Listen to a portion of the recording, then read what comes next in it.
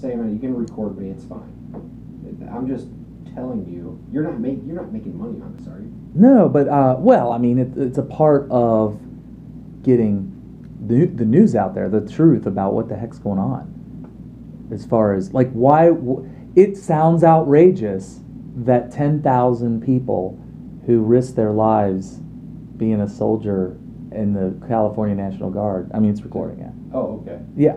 I mean, it sounds crazy to people. When I first saw it, it seemed outrageous, and then I realized I'm hanging out with a guy here who may have actually had his hand in it and probably knows a lot of details behind it. So, I'm here with a government bureaucrat who not only knows how this works, but also may have actually been directly involved in this very case. So, I don't know if I want to disclose his name. That's up to him. It's fine. You disclose with.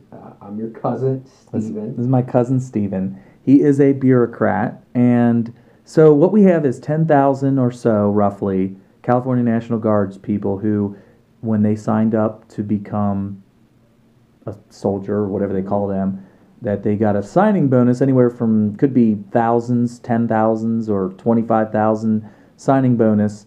And just from a really strictly business standpoint, I look at it like it's a contract. You fulfill your side of the contract, the other side fulfills their side of the contract, and then that's it. Everything's good.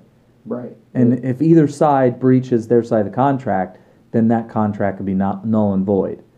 Exactly. That's exactly so, the way it should go down. What did you do? How do you know about this? As soon as I mentioned this, you were like, "Oh, I know all about it." Well, yeah, you mentioned California National Guard, 10,000 people. I'm like, we did that. Sounds well. We've done there's first of all groups of people that have been overpaid by sign-on bonus. This is not anything.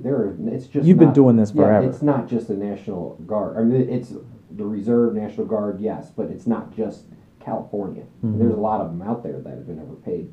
But there's Redstone Arsenal in Alabama, Norfolk, Virginia. There's lots of different bases. And mainly your job was to decide whether or not these people should get a waiver and Correct. Keep their money, or not get a waiver, and then they have to pay whatever money they owe the government back if Correct. They had been overpaid in some capacity. Or a partial waiver. Or whatever, okay. Whatever the specific group, and actually we don't look at blanket waiver, group waiver. We'll look at each individual. So this 10,000 people.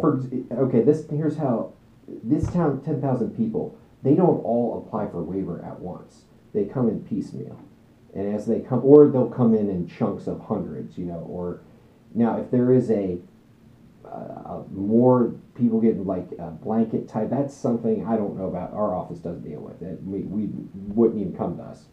I don't know about that. Okay. But we are supposed to be the only entity in the government that is allowed to waive these types of debts. So people may read that or watch that video and say, oh, the government said, here's 10,000 people that got bonuses, let's make them pay it all back. That doesn't happen. That is not, no. It would be on an individual basis. Well, they'll be placed in debt for that, and they'll have to repay it, but during the repayment process, they can apply for waiver, and if it's forgiven, they'll repay the funds paid into the debt and will waive outstanding balances. So waivers happen after they've already been asked to give the money back. Right, you have to have a debt, or you can't waive something that is Oh, okay.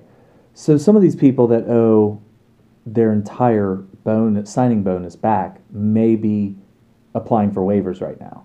Yeah, if they know to. But you said that your job was to decide whether or not to approve these waivers. Right, to give good, accurate determinations on whether or not it should be waived. Okay. So when you heard about this and you knew it's very common. Yeah, I knew. But you knew about this particular case. I know about California National Guard. We have done waivers on. I don't know the current, but I know the name. Like I heard California National Guard. A lot of people. There are a lot of guard people out there. Did anybody get screwed? Is this right what they did? Well, I mean, first of all, to say one person did they get screwed, there's a whole lot of different situations. It's not just For example, a common thing could happen. A soldier enters an agreement for 6 years to do a job, and within the third year, they hurt themselves. They have to get discharged from the service. Well, you owe back 3 years that you haven't served. Now, a lot of people would say, "Well, it's not my fault. You put me out on the front line, so and I got hurt." Right. But the contract says you have to fulfill the whole 6 years. 6 years. So you go out there. So wow, that's actually kind of that's kind of surprising to me. So you do a signing bonus, and you get hurt in the line of duty, which prevents you from completing the full length of the contract. You're going to owe that money back. I don't think a lot of people know that. Well, I wouldn't have known that. It's in your contract. You gave me an example that made that. It made sense to me when you said, okay, there's a guy who took a huge signing bonus to get deployed on a boat. And then at some point between the time he started and the time he ended, because he didn't make it to the end, he got his girlfriend pregnant or something like that, and then he was unable to get on the boat. Well, I don't know how that would prevent him, but okay. Something happened to that effect. So he got discharged, honorably, dishonorably, whatever. But he had to owe that giant signing bonus back, and the reason is because he's responsible for getting his girlfriend pregnant. Right. And so that made sense to me. Right, because it's on his own doing, his own. Yeah, it goes deeper than that. The contracts, it's written out in their contract. Right. They know. I mean, it doesn't say. So it's not a secret that I signed up for 6 years.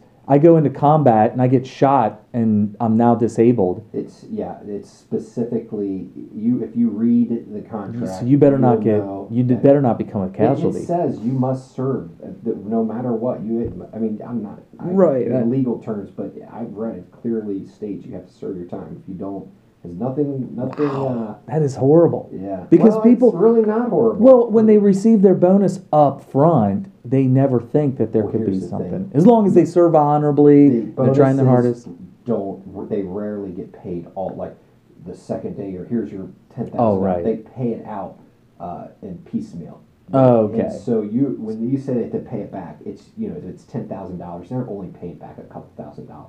Because they may not have even gotten paid. Yeah, a lot of the payments weren't dispersed. Okay. And what happens a lot is we indebt them for the payment, and then they get paid again. When they got that second check, they knew they were in debt already, and they apply for waiver for that. Now, that's the situations we see.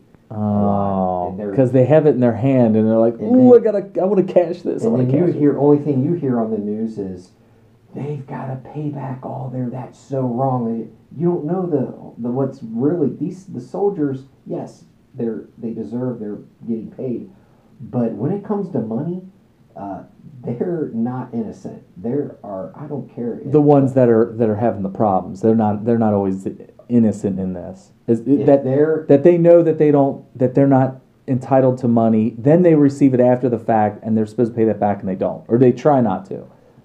I don't care if it's a private, a full-bird colonel, a warrant officer.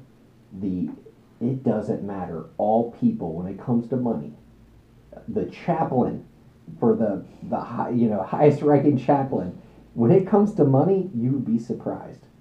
Some people lose their mind. We had one of the last cases I worked on when I was in the waivers department. We had a full-bird colonel, retired. He was the commander of the retirement section at this air base. He retired. 2 years later, we realized, somebody caught it, that he was not authorized to retire at that point. Ooh. So he got 2 years of colonel retirement pay, plus his lump sum payment leave that paid out. So he was authorized to retire himself because he was the commander of the retirement section. But he got away with it. Did that improperly. Yes, it was unauthorized. Knowingly? He might have just made a mistake. Surely he made a mistake. A full-bird colonel with 25 years experience. I don't know. I mean, how much experience do you have in retiring? It only happens once, right? He's responsible for all the for an entire wing. So there was some devious of course activity. There was. So okay. They tried to court martial him. He had to pay Wow. out over $250,000 he owed. He had to pay back. Oh my gosh. Yeah. Well, that's an example of just somebody But trying to we're do something diverging. deep. You were wanting to ask me. So the California situation, they just lumped the 10,000 people and said, hey, these guys they risked their life, I think and what part of happened- signing up was a signing bonus, and now 10,000 people are forced to pay their signing bonus back. You're saying that not likely that they'll have to pay it all back, Well, because that's what the I article believe- makes it sound like. correct me if I'm wrong. What I believe happened out west there. Those individuals were they were recruited to do a particular specialized job. Okay. Okay, I think it was in the nuclear. Well, I think Anthony was saying that because of the combat operations going on, they were trying to recruit a lot of people in a short amount of time to fulfill those combat Sure. roles. And the And pressure, so so- the signing bonuses went through the roof. In some cases, they were getting probably too much. He They- even said probably too much in some cases. right, and maybe there was a cap that they exceeded, but what happens is the recruiters promise them these funds, but it turns out because of what they're trained on, their job title, they're not authorized to do that type of work Okay. because they don't have a certain certificate, or Mhm. a type of training. So they've been doing this work this whole time, but they're not qualified to do it. So that means they're not deserving of that. And That sounds a little bit petty. They're that just exact following scenario- orders, aren't that they? exact scenario, which I kept it very. But general, whose fault was it that they were not doing the right thing? Office of General Counsel. But The lawyers come in there and say, "Well, look at this. It says here this job description. In order to receive this pay, you need this qualifications. You've been recruiting people that don't have those qualifications. and That's unauthorized. You need to place them in. it's almost debt like a bait and switch collect. situation. It's exactly a bait and switch. Well, it works out perfectly because the government gets what they want. They get the manpower. The Mhm. recruiters are just doing what they're told. They're trying to fulfill a quota. I was a recruiter for a short while. The quotas are dead serious. It's a tragic situation because it's negligence that the government doesn't look through the fine print and have And the casualty at the end of the day is the soldier. because they were just like, hey, The soldier they're giving me is doing- $25,000 if I sign right now? I've seen Oh, A lot okay. of this is in writing. You are due with your MLS, what your qualification. You're due these funds. Okay. It's in writing, Right. and we interpreted that rule wrong. Oh, The so they law- are getting screwed. Those They- people yeah, they under truly those. didn't know. And the good news is those types of situations, the probability of getting waiving those funds and they're not getting their money back. They just don't. They don't have to pay owe back. it. Yeah. They don't have to owe it. Is very So they had high. received the money. They're asked to give it back. You're saying the waiver probability is high for those people. Right. So there might be a happy ending for a lot of these people anyway. And for the But ones that's that not what you hear on TV. You see, they're told they have to pay it back. right, and you're saying that you need more information. there's a because lot more information you need. A lot. so more. they're leaving out maybe the crucial bit of information to where you would come to the conclusion, oh yeah, they should probably pay that back. They probably do owe that back.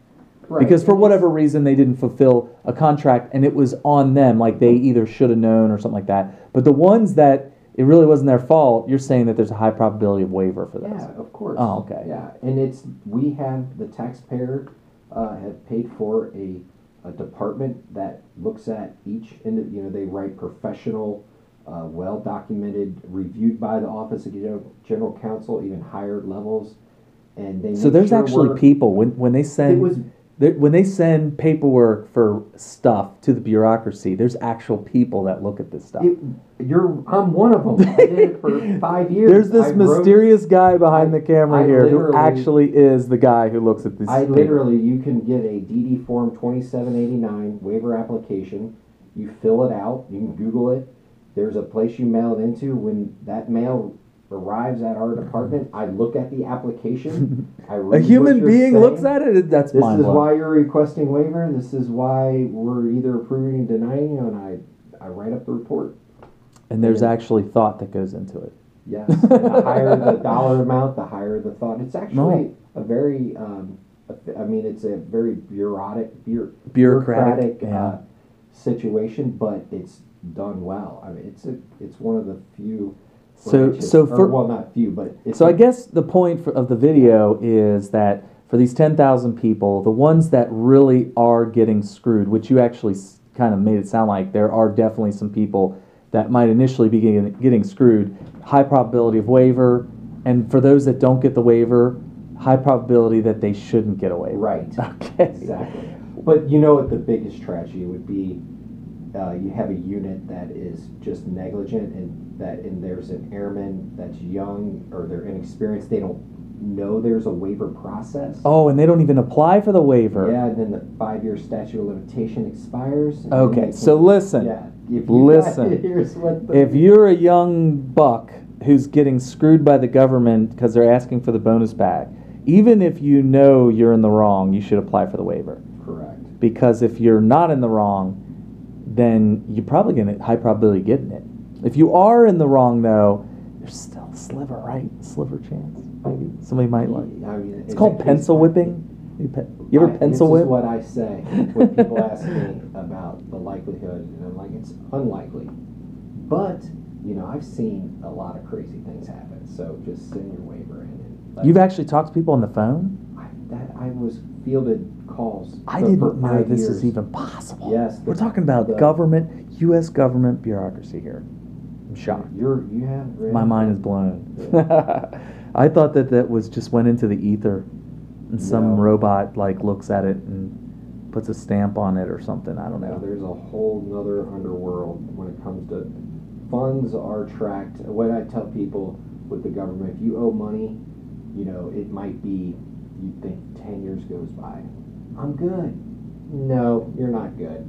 The government, it might be slow, but they never forget. They never forget. Oh my gosh. There's like a drawer somewhere that has a backlog and they're going to get you. Somebody has that like a new director comes in, has like a 5-year plan or like a 3-year plan. Mm-hmm. That on that 3rd year, we're going to start cleaning up this backlog. Oh. You know, once we get this fiscal money in, we hire these new people, then we'll start on the backlog. Wow. So are these physical papers in physical locations like a drawer, or is it like in the computer database? Most come in, well, when I first started, they came in through the mail and fax mostly. So you had probably paper everywhere. Yeah, well, we still got a lot of paper. Wow. But nowadays they come in through email, with 80% through email. So you got these giant databases and stuff like that. We have pretty efficient. So there's people out there who are in debt that are going to want to know, you ever have any database crashes? There's probably massive backups and all that stuff. I want to be forgotten about. Oh my gosh, that's funny. All right, well, I think you got the whole story. Anything else? Did I miss anything? No. All right. Now you got the rest of the story.